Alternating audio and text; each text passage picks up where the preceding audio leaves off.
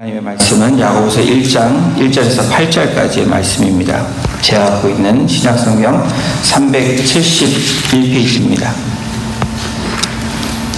야고보서 1장 1절에서 8절까지 다 찾으신 줄로 알고 우리 같이 합독하도록 하겠습니다.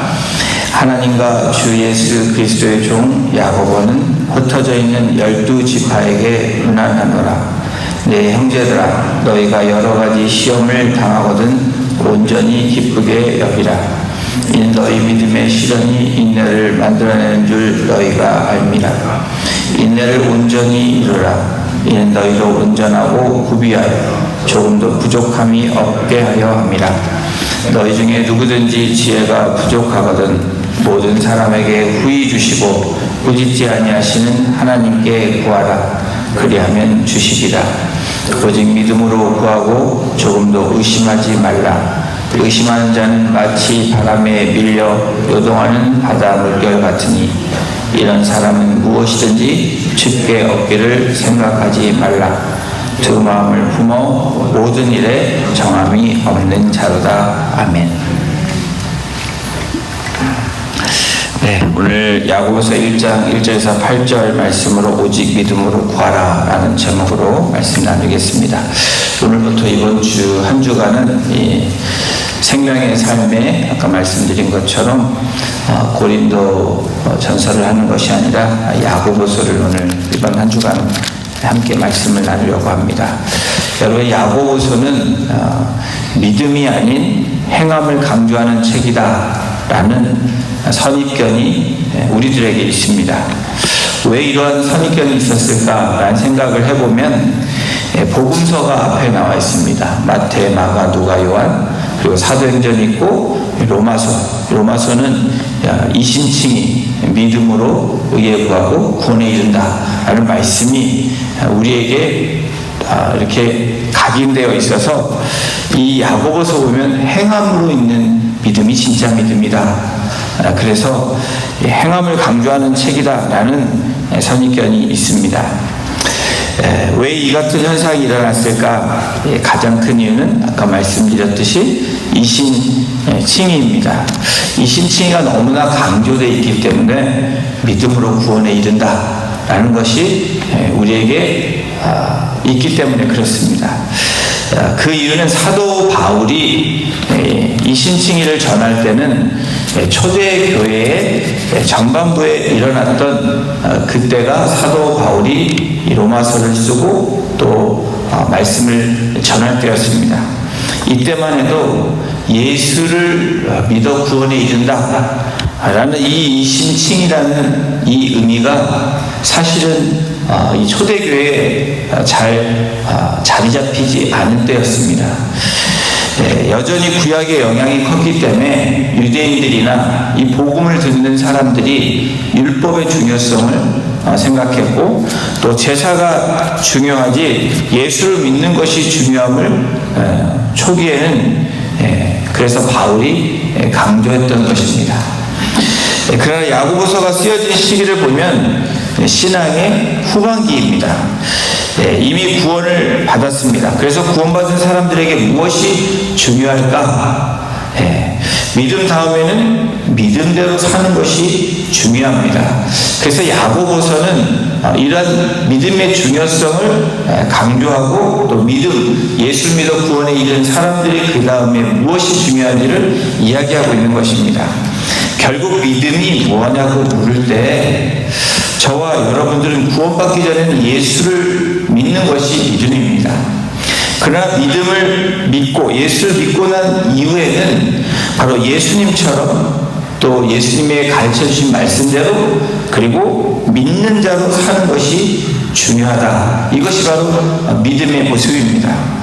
마음으로 믿고 입으로 시인하는 것이 그럭저럭 잘 되어졌다면 사도 바울이 말했던 그 이신칭의가 잘 되어졌다면 그 뒤로 예수 그리스도를 믿고 구원받은 후에는 살아야 할 그 삶을 어쩌면 놓친 그리스도인들에게 이 야고보 기자는 이 행함 있는 믿음을 이야기하고 있는 것입니다. 여러분, 제가 질문을 합니다. 믿는다는 것이 무엇입니까? 마음으로 믿는 건가요? 네, 마음으로 믿으면 구원받는 거 맞습니다. 입으로 시인하고 주는 그리스도의 살아계신 하나님의 아들이심을 믿고 입으로 시인하면 성경에 따르면 구원에 이른다고 말합니다. 중요합니다. 그러나 그 믿음의 고백 후에 그 삶은 더더욱 중요합니다. 믿음의 고백이 있었다면 그 다음에는 손과 발이 행함으로 이어지는 그 연결되지 않는 믿음은 사실은 반쪽짜리 믿음밖에 되지 않는다는 것입니다. 야고보서는 오직 행함이라 라는 선입견을 이야기한 것이 아니라, 그렇게 우리가 생각하는 그 선입견이 아니라 야고보서가 말하려고 하는 그 중요한 요점들이 있다는 겁니다. 자, 1절을 함께 보십니다. 하나님과 주 예수 그리스도의 종 야고보는 흩어져 있는 12지파에게 문안하노라. 야고보의 시작, 이 야고보 서신의 시작이 주 예수 그리스도의 종 야고보. 여러분, 1장 1절이 굉장히 중요합니다. 왜 중요하냐면 야고보를 묘사할 때, 저자인 야고보를 묘사할 때 자기 자신은 누구라고 얘기하냐면 주 예수 그리스도의 종이라고 얘기합니다. 제가 왜 이 이야기가 중요하냐라고 얘기하면 사도 바울의 서신에 이런 이야기들이 많이 나옵니다. 그런데 야고보를 묘사하는 주 예수 그리스도의 종, 여러분, 야고보가 누구입니까? 이 야고보서를 쓴 야고보의 저자는 알페오의 아들도 아니고 세베대의 아들도 아닌 바로 예수 그리스도의 육신의 어머니 마리아에게서 난 첫 번째 동생 야고보가 바로 야고보서의 서신 저자입니다. 그런데 여러분, 이 동생이 그리스도의 종 야고보라고 얘기하고 있습니다. 여러분, 야고보가 태어났는데 형이 하나님이래요. 여러분, 이게 믿어지십니까? 여러분 형제가 있는데 한 분이 하나님이래요. 아마도 미쳤다라고 얘기할 겁니다. 그렇죠? 보통은 받아들이기가 어렵습니다. 엄마 아버지가 같은데 신이라고 얘기하면, 하나님이라고 얘기하면 믿어지지가 않습니다. 마태복음 13장 55절에도 보면 이러한 상황들을 이야기합니다. 이는 그 목수의 아들이 아니냐, 그 어머니는 마리아, 그 형제들은 야고보, 요셉, 시몬, 유다라 하지 않느냐. 바로 이 당시에 예수님이 살던 이 나사렛, 이 갈릴리 지방인 나사렛에서 그 고향에서 예수님을 인정하지 않습니다.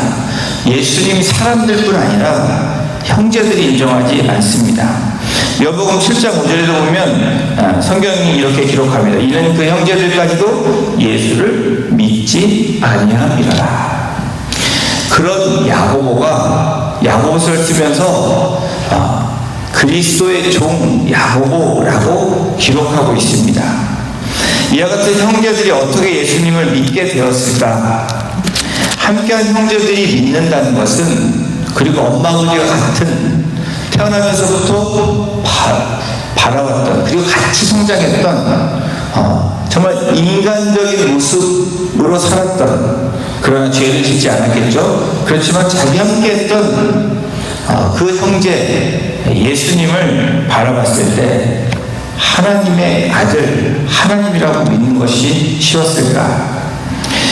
그런데 분명하게 저희가 6월달에 초반에 이번 주 4일날 나오는 15장에 있는 말씀이 있습니다. 고린도서 15장 4절 5절에 성경이 이렇게 기록합니다. 장사 지낼 바 되셨다가 성경대로 사흘 만에 다시 살아나사 게바에게 보이시고 후에 12제자에게와. 하나님께서 죽으신 다음에 부활하신 후에 성경대로 사흘 만에 살아나셨습니다. 그리고 게바 수제자인 베드로에게 나타나십니다. 그리고 12제자에게 나타나시고 동시에 그리고 500여 명의 형제들에게 나타납니다. 그 다음에 예수님이 나타나 보이셨던 한 사람이 누구냐면 야고보입니다. 야고보에게 보이셨으니 고린도서 15장에 그렇게 기록하고 있습니다. 바울에게보다도 먼저 예수님의 첫 번째 동생인 야고보가 예수님께서 부활하신 후에 보여주시는 것입니다. 야고보서 1장 2절에 보면 성경이 이렇게 합니다. 내 형제들아 너희가 여러 가지 시험을 당하거든 온전히 기쁘게 여기라. 여러분, 야고보가 예수님을 하나님의 아들, 하나님이라고 믿지 않은 그 상태와 지금 야고보서 1장을 서신을 보면 저자인 야고보가 누군지에 의해서 야고보가 왜 이렇게 믿음으로 나아가고 있는지를 알게 되면 야고보서가 좀 더 쉽게 풀릴 수 있다는 것을 말씀드립니다. 내 형제들아, 흩어져 있는 12지파 디아스포라의 많은 형제들에게 이야기하고 있는 것입니다. 예수님의 동생인 야고보만 예수님의 형제가 아니라 너희들도 다 예수 그리스도의 형제다 라고 선포하고 있는 것입니다. 그것을 증거하고 있는 것이 야고보서입니다. 예수님이 여러 가지 시험을 당했던 것을 보았던 그 증인이 야고보입니다. 그러면서 야고보서 1장 3절에 이렇게 기록합니다. 이는 너희 믿음이 시련이 인내를 만들어내는 줄 너희가 알미라. 여러분, 이 말씀은 바로 증인으로 있었던 야고보가 예수 그리스도를 통해서 자기가 봐왔던 하나님이신 예수 그리스도를 증거하는 믿음의 고백입니다.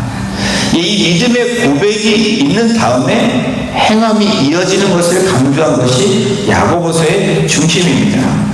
믿음의 시련이 인내를 만들어내는 것을 너희가 알아야 된다 라고 증언하고 있습니다. 이 야고보서는 믿음에 대해서 이야기하는 것입니다. 어떤 믿음입니까? 예수 그리스도를 믿는 그 믿음으로 증언하고 있는 것입니다. 이 시련이라는 믿음의 시련, 이 시련이라는 단어를 보면 헬라어 도키미오라는 단어에 입증해내다라는 뜻이 있습니다. 뜨거운 불문에 던져서 그 진리를 증명해내는 뜻이 바로 이 도키미온, 바로 시련이라는 뜻입니다. 믿음의 시련. 이 믿음의 시련은 무엇인가를 결과적으로 나타낼 수 있는 것이다 라고 이야기하는 것입니다. 그러면서 야고보서 1장 5절 6절에 말씀합니다. 우리 함께 읽어보겠습니다. 시작.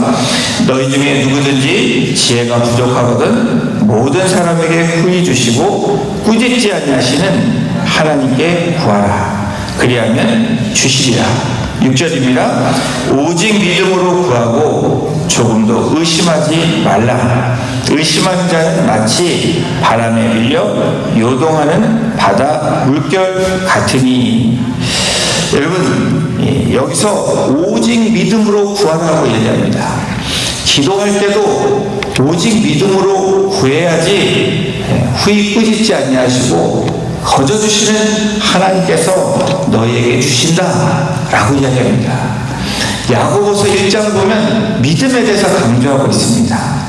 여러분, 얼마나 믿음이 중요한지, 예수 그리스도를 믿는 그 믿음이 얼마나 중요한지를 야고보는 확실하게 경험했기 때문입니다.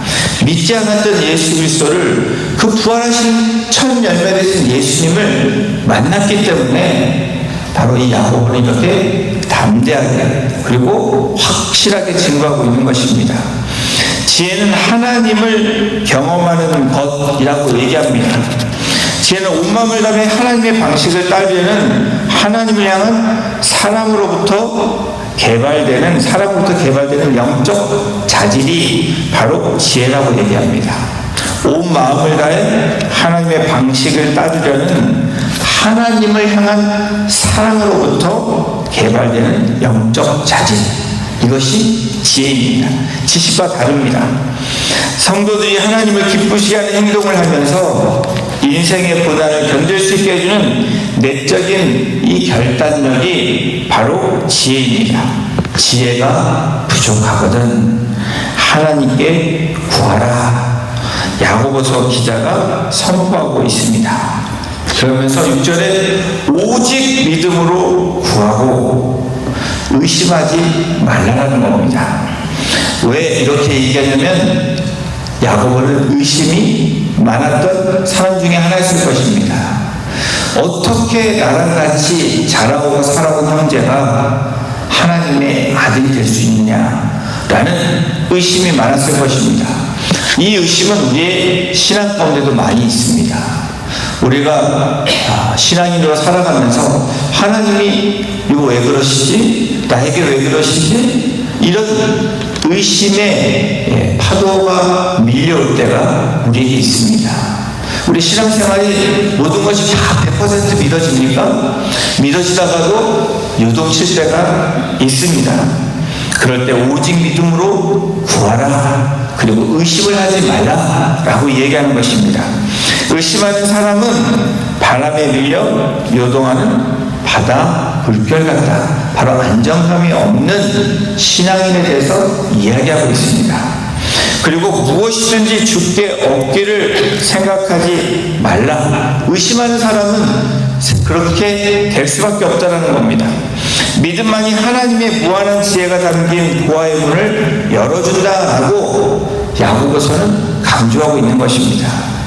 의심은 믿음이 없어서 거절되었음이라는 글귀가 담긴 하나님의 거절 쪽지를 받게 된다라고 이야기하는 것처럼 믿음이 없어서 거절되는 것, 다시 말해 믿음이 없어서 우리가 받지 못하는 것이지 우리에게 주시려고 하시는 그 하나님의 은혜가 우리에게는 늘 있다는 것을 말해주고 있습니다.